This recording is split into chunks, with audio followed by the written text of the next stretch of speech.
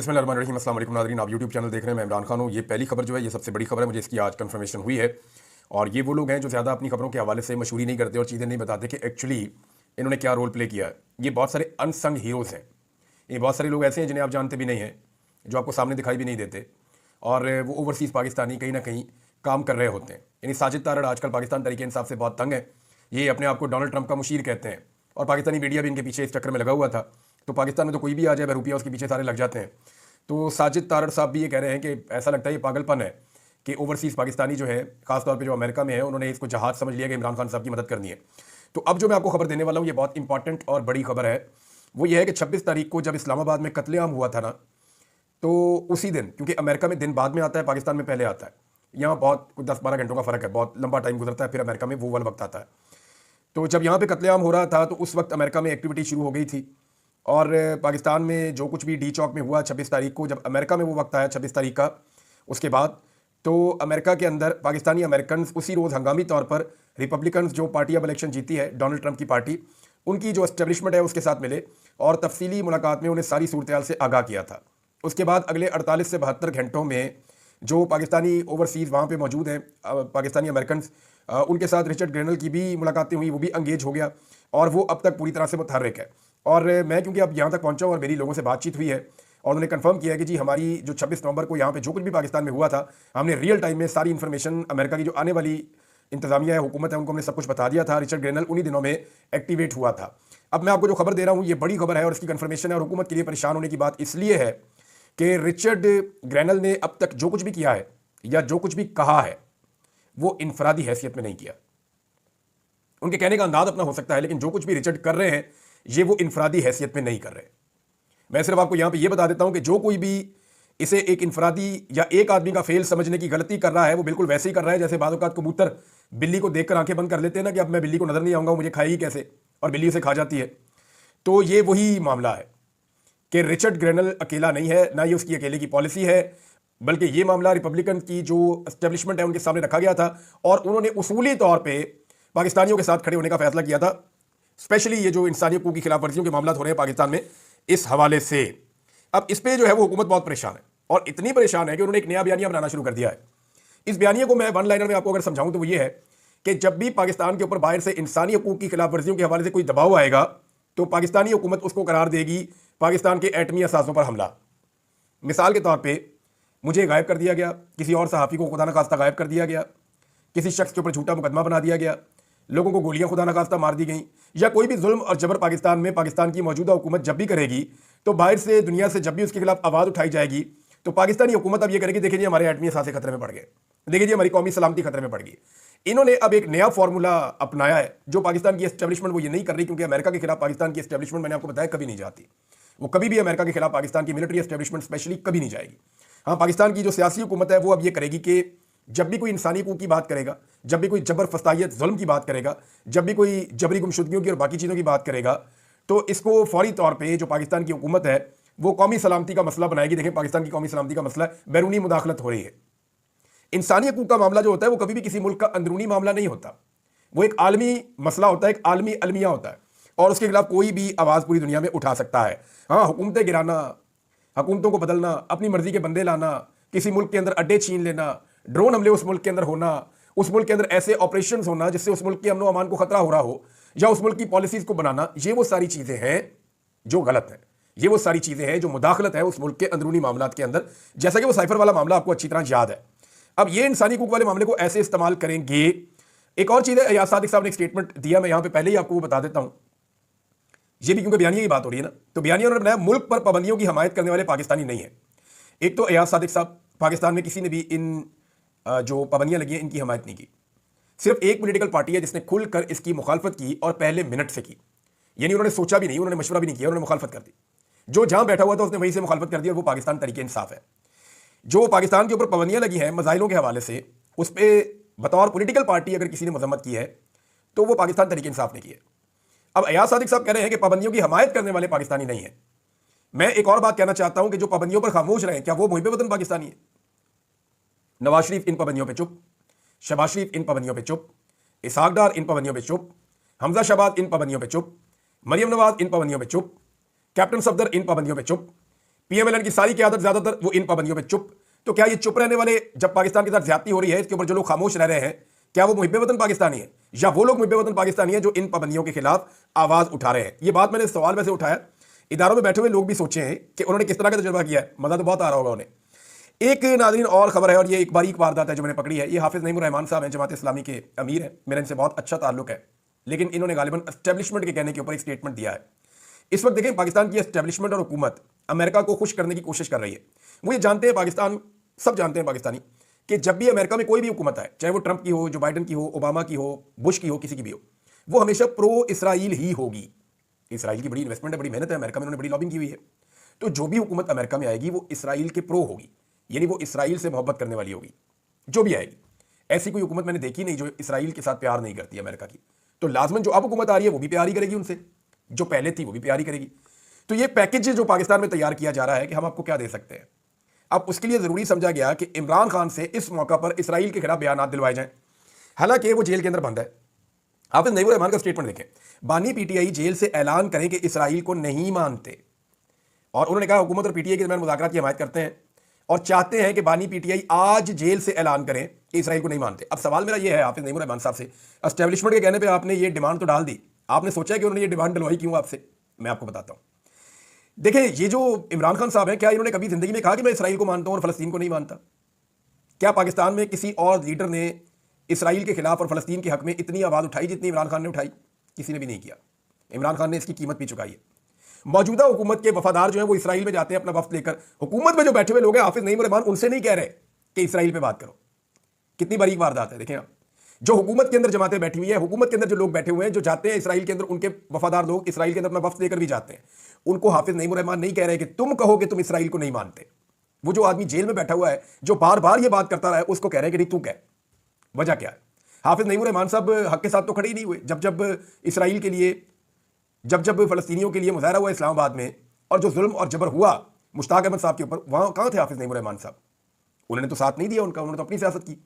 तो अब ये बारीक वारदात इसलिए डलवाई जा रही है कि पाकिस्तान का मौजूदा रजीम अमेरिका को ये कायल करना चाहता है जी हम आपके लिए कर गुजरेंगे जो आप कहेंगे। ये इमरान खान नहीं करेगा, ये बात याद रखें। तो इस तरह की बारीक वारदातें डाल रहे हो, इमरान खान वैसे भी नहीं करेगा, इमरान खान वैसे भी नहीं करेगा, ये सारी दुनिया जानती है। लेकिन इस वक्त ये एक बारीक वारदात है, मैंने आपको बता दी है, जो डाली गई है और डलवाई गई है हाफिज नईमुर रहमान साहब से कि जेल में बैठे हुए आदमी से गारंटियां मांगो। जो हुकूमत में बैठे हुए हैं उनसे किसी किस्म की कोई गारंटी मांगने की जरूरत नहीं है। नाज़रीन, एक शादी चल रही है और नवाज शरीफ के पोते की, और शहबाज शरीफ के भी पोते ही लगे। मैंने उनकी तस्वीरें देखी हैं, सबके मुंह ही उतरे हुए हैं। यानी आप नवाज शरीफ का मुंह देख लें, शहबाज शरीफ का मुंह देख लें, पोते की शादी खुश हो जाओ। लेकिन हुआ यह है कि ये बेचारे बहुत बदमजा हो गए। इन्होंने अपनी सारी मकबूलियत को अपने हाथों से आग लगा दी। अब लोग इनसे प्यार ही नहीं करते। यानी अपनी शादी और ऐसे त्यौहार होते हैं जिनमें सब लोग खुश होते हैं, लेकिन अगर आप नवाज शरीफ की तस्वीरें निकाल कर देखें तो हालत ये हो गई है उनकी कि वो उनके चेहरे पे खुशी नजर ही नहीं आ रही। शादी के अंदर भी वो गवाची गांव की तरह उदास उदास फिर रहे हैं। वजह क्या है? वजह यह है कि अब इन्होंने अपनी पार्टी की वो हालत कर दी है कि ये एस्टेब्लिशमेंट की मदद के बगैर अपने काउंसलर्स को भी इलेक्शन नहीं जितवा सकते। ऐसा बेड़ा गर्क किया मियां नवाज शरीफ साहब ने और उनकी बेटी ने अपनी पॉलिटिकल पार्टी का। और ये क्योंकि घर की पार्टी है तो उन्हें लगता है कि हमारी पार्टी हम जो मर्जी करें। बाकी जो बेचारे पार्टी के अंदर खून दे दे के, जाने मार मार के, डंडे खा खा के, जिन लोगों ने बड़ी जद्दोजहद की है, जो लोग थक गए पार्टी का साथ दे दे के, उनका कोई स्टेक नहीं है। एक घर की जो है पॉलिटिकल पार्टी है। राणा सनाउल्लाह साहब ने एक मुतालबा और एक ख्वाहिश का इजहार किया कि नवाज, जरदारी और इमरान खान साथ बैठ जाएं तो 70 साल के मसाइल 70 दिनों में हल हो जाएंगे। ये बात बिल्कुल ठीक है। अगर ये तीनों लोग बैठ जाएं और बाकी लोग भी बैठ जाएं और वो ये फैसला कर लें, फजल रहमान को भी ले लें, सारी पॉलिटिकल क़यादत बैठ जाए, जितने भी बुरे हैं भाई, सियासतदान तो है ना, आवाम का वोट तो मिलता है ना, चले किसी को 10 वोट भी मिलते हैं, 10 बंदे तो उसके पीछे खड़े हैं ना। ऐसा तो नहीं है कि बंद कमरे के अंदर फैसला किया और पेल दिया पकड़ के, ये तो नहीं है ना। सियासतदान है तो बैठे और बैठ के फैसला करेंगे भी हम आज के बाद एस्टेब्लिशमेंट का सियासत के अंदर से किरदार जीरो कर रहे हैं। आज के बाद फौज का हमने सियासत में किरदार होने ही नहीं देना। इस बात को पूरी तरह से अगर ये लोग क्लियर कर देते हैं तो ये पाकिस्तान की बहुत बड़ी फतह होगी। लेकिन ये सारे इकट्ठे होंगे कैसे? देखिए ना, इस वक्त इनके पास चोरी का माल है, जरदारी साहब के पास भी और नवाज शरीफ साहब के पास भी। अगर ये इमरान खान साहब के साथ बैठना चाहते हैं, जो इनकी बहुत पुरानी और बड़ी ख्वाहिश है कि किसी तरह इमरान खान के साथ बैठ के उनके साथ बात करके अपनी इज्जत को बढ़ाएं, क्योंकि इस वक्त इमरान खान की पब्लिक में बहुत इज्जत है, अल्लाह रब्बुल इज्जत ने दी हुई है और ये टके टोकरी हुए हैं। तो अगर ये इमरान खान के साथ बैठना चाहते हैं तो इन्हें कम से कम वो चोरी का माल लौटा देना चाहिए फौरन। यानी जो जाली मैंडेट लिया हुआ है इसको छोड़ दें। शहबाज शरीफ से कहें असम्बलियां तहरील कर दें, मरियम नवाज से कहें ये जाली हुकूमत छोड़ दो, जरदारी साहब अपना सदारत का जो जाली होता है उनको जाली सीटों के साथ मिला हुआ वो छोड़ दें। तो ये जाली हुकूमतें खत्म करने के बाद इमरान खान के साथ जाकर बैठ जाए और बैठकर इलेक्शन कमीशन की तश्कीलें नो कर दें। 70 दिन क्या 70 घंटे क्या, ये तो 70 मिनट का काम है। चीजें तो सबको पता करनी क्या है। इलेक्शन कमीशन की तश्कीलें नौ कर दें, उसको बेहतर कर दें फौरी तौर पे सारे मिलकर, जो बाकी चीज़ें ठीक करनी है उन सबको ठीक कर दें, पाकिस्तान में नए फ्री एंड फेयर इलेक्शंस का ऐलान कर दें, एस्टेब्लिशमेंट को सियासत से धक्का देकर हमेशा के लिए बाहर निकाल दें, आइन को उसकी असली हालत में बहाल कर दें, पाकिस्तान में रूल ऑफ लॉ को इंप्लीमेंट कर दें, पाकिस्तान के अंदर एहतसाब का एक बेहतर निजाम बना दें ताकि आइंदा जो भी गलत करेगा वो पकड़ा जाएगा, मईशत की एक पॉलिसी बना दें कि जनाब इसके ऊपर सारे चलेंगे और इसके ऊपर सियासत कोई नहीं करेगा, और जो भी एस्टेब्लिशमेंट के साथ मिलकर सियासत करेगा या एस्टेब्लिशमेंट सियासत में कूदेगी तो सारे रल के उसका मुकाबला करेंगे। अगर ये सारा कुछ हो जाए तो बड़ी अच्छी बात है, लेकिन उससे पहले मुझे जाती तौर पे ऐसा लगता है कि जो मैंडेट है ना चोरी वाला, इसको छोड़ देना चाहिए। नाज़रीन, इस वक्त सूरत ऐसी है कि वज़ीर इत्तलाआत से ज़्यादा किसी ने अपने आप को एस्टेब्लिशमेंट का गुलाम नहीं बनाया। यानी जो अगर वज़रा के अंदर अगर आप जूते पॉलिश का मुकाबला देखें तो सबसे बेहतरीन ज़बरदस्त इंफॉर्मेशन मिनिस्टर ने किए हैं, क्योंकि 3 बड़े एलिगेशन DGISPR ने लगाए थे अपनी प्रेस कॉन्फ्रेंस में, जिनके ऊपर बड़ा रोला पड़ा था। नंबर 1, DGISPR ने खैबर पख्तूनख्वा हुकूमत की गवर्नेंस के ऊपर आवाज़ उठाई थी। नंबर 2, जो गोलियां चलाई गई वो मुजाहिरीन पर डाल दिया कि उन्होंने चलाई थी। नंबर 3, उन्होंने कहा जी तरीके तालिबान पाकिस्तान को पाकिस्तान के अंदर इमरान खान साहब जिद करके लेकर आए थे और उनकी वजह से जो दहशतगर्दी हो रही है वो हो रही है, उन्होंने ये कहा। अब इनमें से देखें 2 मामला तो बड़े खुल गए। ये जो TTP वाला मामला ये तो ऐसा खुल गया कि इसके ऊपर पहले जरा रुके ना, TTP वाले मामले में ख्वाजा आसिफ का एक ट्वीट है, वो आपको इसके फौरन बाद मैं बताता हूँ, वो खुल गया। उसके बाद जो दूसरा मामला था गोलियां चलाने वाला, सारे सबूत लोग सामने लाकर उन्होंने रख दिए और दूध का दूध और पानी का पानी कर दिया। अब गवर्नेंस खैबर पख्तूनख्वा का मामला, उसके ऊपर व्हाइट पेपर जारी कर दिया अता तारड़ ने। अता तारड़ ने व्हाइट पेपर जारी किया। मेरे ख्याल में, मुझे सुनने की आपको जरूरत नहीं, अब तारिक मतीन साहब का वीलॉग निकालें, उन्होंने पूरा का पूरा पोस्टमार्टम ही कर दिया है। मैंने वो सुना है, उन्होंने कमाल रिसर्च करके उड़ा के रख दिया है सारा का सारा व्हाइट पेपर जो अता तारड़ लेकर आए थे। लेकिन इस वक्त अगर बदतरीन कारकर्दगी कहीं पे है पाकिस्तान में तो वो फेडरल गवर्नमेंट की और पंजाब हुकूमत की है, जिन्होंने मिसालें कायम कर दी है। इवन कश्मीर के अंदर भी जो वज़ीर आज़म लाए हुए एक तोहफा, जिसको ख्वाजा साद रफीक ने कहा था कि ये क्या तोहफा लाके बैठा दिया, वो ठीक कह रहे थे बेचारे, तो उसने भी जो तबाही फेरी हुई। तो अगर पाकिस्तान तहरीक इंसाफ व्हाइट पेपर खुद नहीं ला सकती उनके खिलाफ, तो ये तो नकम्मा पानी है ना। तहरीक इंसाफ इस वक्त वो पॉपुलैरिटी इंजॉय कर रही है जो इमरान खान की वजह से पार्टी को मिल रही है, तो वो कहते हैं हाथ पे हाथ रख के बैठो, काम ही नहीं करना। अब ये रिस्पॉन्सिबिलिटी जो पंजाब के अंदर जो अपोजिशन है PTI की, उनकी है कि वो वक्तन फवक्तन इनको ना सिर्फ बेनकाब करें बल्कि पूरा एक व्हाइट पेपर जारी करें साल के इख्तिताम पे कि जनाब ये बेड़ा गर्क इन्होंने इस मुल्क का कर दिया और इस सूबे का इन्होंने क्या हाल कर दिया।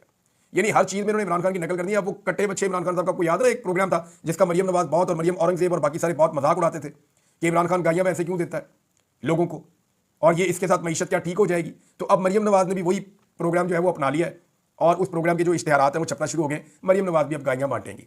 इमरान खान साहब का जो विजन है ना, उसकी एक एक चीज़ को ये मिलकर अब आहिस्ता आहिस्ता फॉलो कर रहे हैं।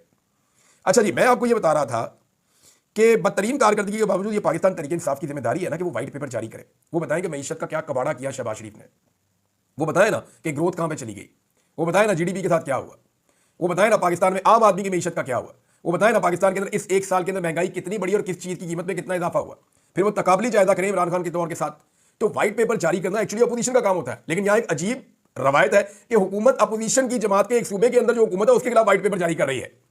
आप अंदाजा करें कितनी अग्रेसिव हिकमत अमली है मौजूदा हुकूमत की, और दीवार के साथ लगे हुए डरे और सहमे हुए हैं पाकिस्तान तहरीक इंसाफ की लीडरशिप। हालांकि कारकुन उनके बड़े तगड़े हैं, वो सोशल मीडिया के ऊपर जवाब भी देते हैं, लेकिन लीडरशिप जो है वो उनको ये काम करना चाहिए था, वो नहीं कर पाए।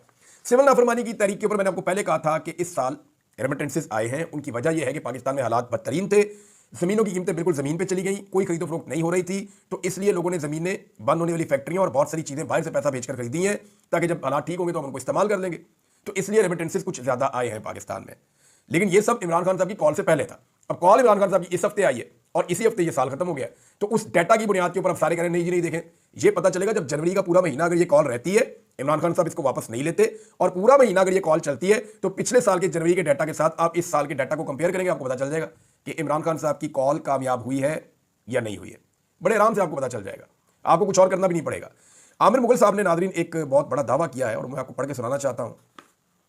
आमिर मुगल साहब ने टीवी चैनल के ऊपर बैठकर ये बात की है और जो उन्होंने बात की उनके जो अल्फाज हैं वो ये हैं कि मैं आपके सामने बैठकर बता रहा हूँ कि हमारे नौजवानों को रेंजर्स और फौज के जवानों ने मारा है, फौज के स्नाइपर्स ने मारा है और मोहसिन नकवी और शहबाज शरीफ के हुक्म पर मारा है।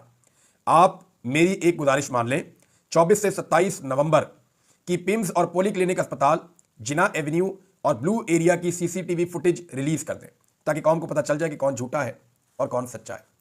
अब ये CCTV फुटेज तो आपको मिलनी नहीं है और मुबैना तौर पे जो वीडियो भी मौजूद हैं शौकत बसरा साहब के पास, और मेरी इत्तला के मुताबिक पार्टी की क़यादत ने शौकत बसरा साहब से वो वीडियोज़ मांग भी ली हैं कि उनको महफूज किया जाए इससे पहले कि उनके पास से इधर उधर हो जाए, और उन लोगों को भी महफूज करने की वो कोशिश कर रहे हैं, लेकिन वो लोग घेरे में हैं।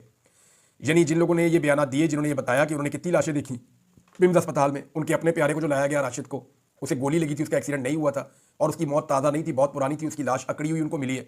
और उन्होंने कहा एक बक्से के अंदर 3 लाशें पड़ी हुई थी। हालांकि इतने सारे बक्से हैं, क्या बाकी बक्से खाली छोड़े हुए थे या उनके अंदर सब्जी संभाली हुई है इन्होंने? भाई लाशें ही रखते हैं ना इन बक्सों के अंदर, ये जो मुर्दा खाना होता है वहाँ पे। तो एक डब्बे में 3 लाशें होने का क्या मतलब है कि बाकी डब्बों के अंदर फिर जगह नहीं है? अगर बाकी डब्बों में जगह नहीं है तो फिर तो लाशें और भी होंगी वहाँ पे। और वो जो बंदा है वो क्लेम कर रहा है कि उसने बहुत सारी लाशें देखी हैं।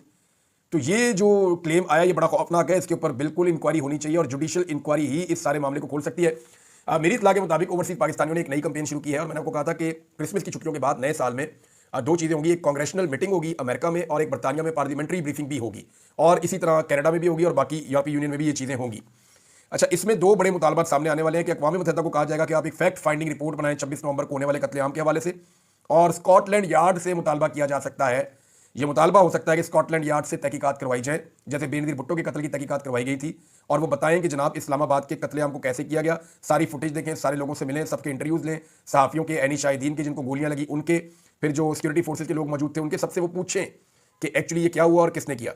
नाज़रीन, और बहुत सारी खबरें, लेकिन जाते जाते एक चीज़ आपको और बताऊँ, खबरें आपको अगले वीडियो में बता दूंगा मैं। इमरान खान साहब का एक स्टेटमेंट में पढ़ रहा था, आप अंदाजा करें इस आदमी की जुर्रत का, बहादुरी का और हिम्मत का। 70 साल से ज़्यादा उम्र है और इस सिचुएशन में भी वो ये कह रहे हैं कि मुझे बाहर आने की कोई जल्दी नहीं है, मैं बाहर आ जाऊँ और मेरे कारकुन जेलों के अंदर बंद हों तो ये मुझे कबूल नहीं है, तो मैं बाहर ज़रूर आ जाऊँगा, अंदर रहना तो किसी को भी अच्छा नहीं लगता। लेकिन इमरान खान साहब कैटेगोरिकली ये कह रहे हैं कि उन्हें अपने कारकुनों का जेल में रहना पसंद नहीं है, उनके बेगुनाह कारकुनों को रिहा किया जाए। नवाज शरीफ ने कभी यह मुतालबा किया है कि मेरे कारकुनों को छोड़ो? मियाँ साहब ने हमेशा जो है डील की और कारकुनों को जेल में छोड़कर पाकिस्तान से बाहर उड़न छू, यानी कारकुन बेचारे थे डंडे खा रहे हैं, जलील हो रहे हैं, बेड़ा गर्क हो गया उनका, मियाँ साहब ने डील मारी, ओ गए, मुड़ के भी नहीं देखा। इस दफा भी ये किया मियाँ साहब ने। तो मियाँ साहब हमेशा कारकुनों को छोड़कर चले जाते हैं, फिर कारकुन मियाँ साहब को छोड़ते हैं तो मियाँ साहब कहते हैं मैंने मुड़ के देखा कोई नहीं था। हम मियाँ साहब कौन क्यों खड़ा होगा आपके लिए? आप कभी लोगों के लिए खड़े ही नहीं हुए। अब तक के लिए इतने, अपना ख्याल रखिएगा, अपने चैनल का भी। अल्लाह हाफ़िज़।